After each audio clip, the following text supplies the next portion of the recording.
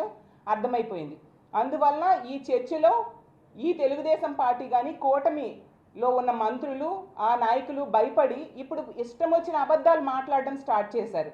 ఈరోజు తీసుకుంటే మనం చూసాం పాయకరావుపేట ఎమ్మెల్యే గారు అనిత గారు నోటికొచ్చిన అబద్ధాలు తమ నాయకుడైన చంద్రబాబు నాయుడు గారిని మించిపోయే అబద్ధాలు ఈరోజు మాట్లాడుతూ ఇష్టం వచ్చినట్టుగా జగన్మోహన్ రెడ్డి గారి గురించి ఈరోజు మాట్లాడిన విషయాలు మన అందరము చూసాం.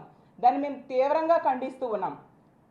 ఆవిడ జగనన్న గురించి మాట్లాడిన మాటలు చూస్తే సభ్య సమాజం సిగ్గుపడుతూ ఉంది. అరే అంట జగనన్న ఏమైనా ఈవిడికి ఫ్రెండా, తమ్ముడా, అన్న, కొడుక? అరే ఏంటి? ఒక మాజీ ముఖ్యమంత్రి గారిని పట్టుకొని అరే ఏంటి? ఎన్నిసార్లు మీకు చెప్పాలి? మీకు సభ్యత సంస్కారం మీకు తెలియదా? మీరు నేర్చుకోరా? నెక్స్ట్ ఏమో ఈరోజు చెప్తుంది నేను హిందూని అనేసి. ఆవిడ గతంలో ఒక ఇంటర్వ్యూలో నేను క్రిస్టియన్ని, నా కారులో బైబిల్ ఉంటుంది, నా పర్సులో బైబిల్ ఉంటుంది అనేసి ఆవిడే స్వయంగా చెప్పారు.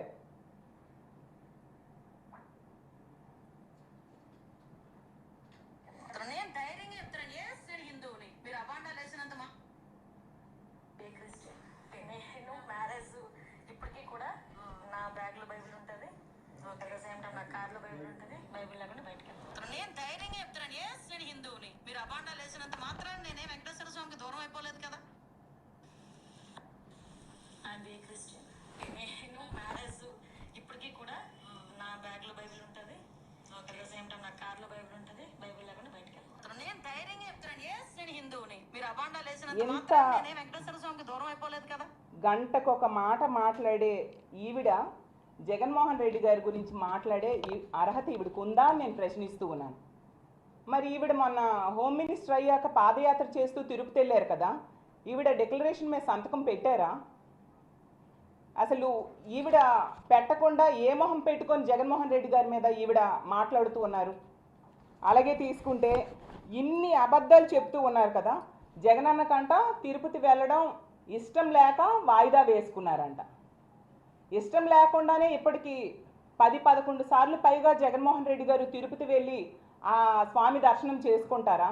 ఇష్టం లేకుండానే పాదయాత్ర గతంలో జగనన్న 2019కి ముందు సంవత్సరంన్నర పాదయాత్ర చేశారు. ఆ పాదయాత్ర ప్రారంభించడానికి ముందు కూడా తిరుపతి వెళ్ళి దర్శనం చేసుకున్నారు. అయ్యాక కూడా మెట్లెక్కి స్వామిని దర్శనం చేసుకొని ఆ పాదయాత్రని ఫినిష్ చేయడం జరిగింది. ఇదంతా కూడా అంటే దర్శనం చేసుకోవడం ఇష్టం లేకుండానే చేస్తారా? అలాగే 5 సార్లు సీఎంగా పట్టు వస్త్రాలు సమర్పించారు, అది కూడా ఇష్టం లేకుండానే చేస్తారా? అలాగే తీసుకుంటే జగన్మోహన్ రెడ్డి గారిని అడ్డుకోవడానికి అడుగడుగునా ప్రయత్నించి మళ్ళీ తిరిగి చంద్రబాబు నాయుడు గారైనా అనిత గారైనా చెప్తున్నారు మేమే నోటీసులు ఇవ్వలేదు, మేమేమో అడ్డుకోవడానికి ప్రయత్నించలేదు, ఎవరు అడ్డుకున్నారు అనేసి. మరి నోటీసులు ఇవ్వకపోతే ఇవన్నీ ఏంటి? నిన్ననే మా జగన్మోహన్ రెడ్డి గారు ప్రెస్ మీట్లో చెప్పారు, నోటీసులు కూడా చూపించారు. మా పార్టీ నాయకులకి కార్యకర్తలకి ఎన్ని నోటీసులు ఇచ్చారు చూడండి. చిత్తూరు, అలాగే కడప, అనంతపురం, ఆ డిస్ట్రిక్ట్స్లో ఆ చుట్టుపక్కల జిల్లాల్లో ఉన్న నాయకులందరికీ కూడా పోలీస్ నోటీసులు ఇచ్చి అక్కడికి వెళ్ళొద్దు అంటూ, అలాగే సదరు కార్యక్రమానికి అనుమతి లేనందున అంటే జగనన్న పర్యటనకు మాజీ ముఖ్యమంత్రి వర్యులు వైఎస్ జగన్మోహన్ రెడ్డి గారు తిరుపతి సందర్శన ఉన్నందున సదరు కార్యక్రమానికి అనుమతి లేనందున అంటూ ఇంత క్లియర్గా నోటీసులు ఇస్తే అనిత గారు మేమెవ్వరికి నోటీసులు ఇవ్వలేదు అని చెప్తున్నారు. అంటే ఒక హోమ్ మినిస్టర్గా ఉన్న ఆవిడ ఇలాంటి పచ్చి అబద్ధాలు చెప్పవచ్చా? ఒక ముఖ్యమంత్రి స్థాయిలో ఉన్న చంద్రబాబు నాయుడు గారు మేమెక్కడ అడ్డుకున్నాము అంటూ ఇలాంటి మాటలు మాట్లాడవచ్చా? ఏం సందేశం మీరు ఇస్తూ ఉన్నారు?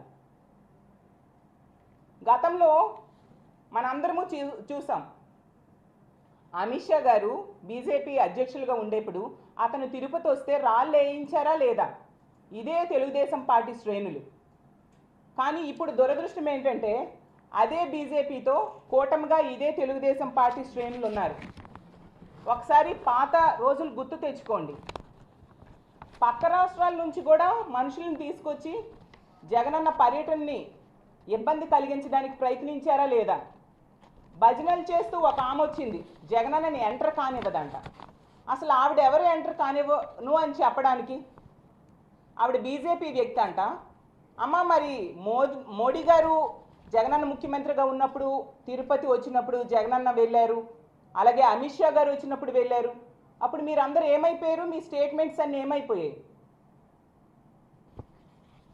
అలాగే తీసుకుంటే జగనన్న అంటే 10,000 మందితో ర్యాలీ తీస్తారనేసి ఈ నోటీసుల్లో ఇష్టం వచ్చినట్టుగా రాసి మా నాయకుల్ని కార్యకర్తల్ని అక్కడికి వెళ్లకుండా చేయడానికి గృహ నిర్బంధం చేయడం జరిగింది.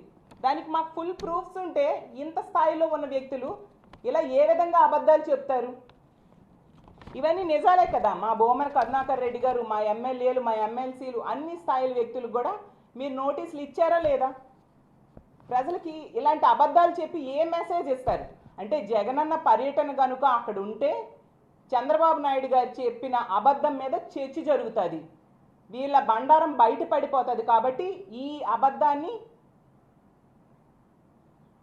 ప్రజలు నమ్మేస్తారు. కాబట్టి చంద్రబాబు నాయుడు గారు చెప్పిన అబద్ధాన్ని ప్రజలు నమ్మేస్తారు. కాబట్టి జగనన్న పర్యటన అడ్డుకోవడానికి ఇష్టం వచ్చినట్టుగా మాట్లాడారు.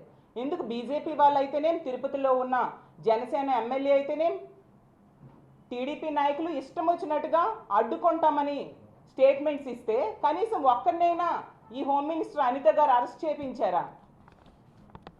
అలాగే తీసుకుంటే డిక్లరేషన్ గురించి మాట్లాడుతూ ఉన్నారు. అసలు డిక్లరేషన్ అనేది జగనన్న ఇప్పటికీ 10-11 సార్లు పైగా వెళ్ళారు. ఎప్పుడూ లేని డిక్లరేషన్ ఇప్పుడు వీళ్ళకి గుర్తొచ్చిందంట. అసలు అక్కడ టీటీడీ నిబంధనలు ఉంటుందా, టీడీపీ నిబంధనలు ఉంటుందా అనేసి నేను అడుగుతూ ఉన్నాను. నాకైతే అనిపిస్తూ ఉంది టీడీపీ తాలూకా నిబంధనలే అక్కడ ఉంటాయేమో అనేసి.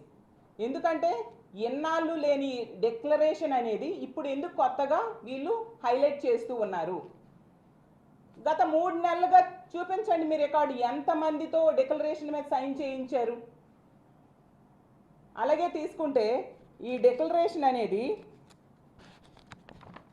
మరి ఎంతమంది సినిమా యాక్టర్స్ వెళ్ళారు, మంత్రులు వెళ్ళారు, హీరోలు హీరోయిన్లు ఎంతోమంది వెళ్ళారు. వాళ్ళు ఎవరితోనైనా చేపించారా మీరు?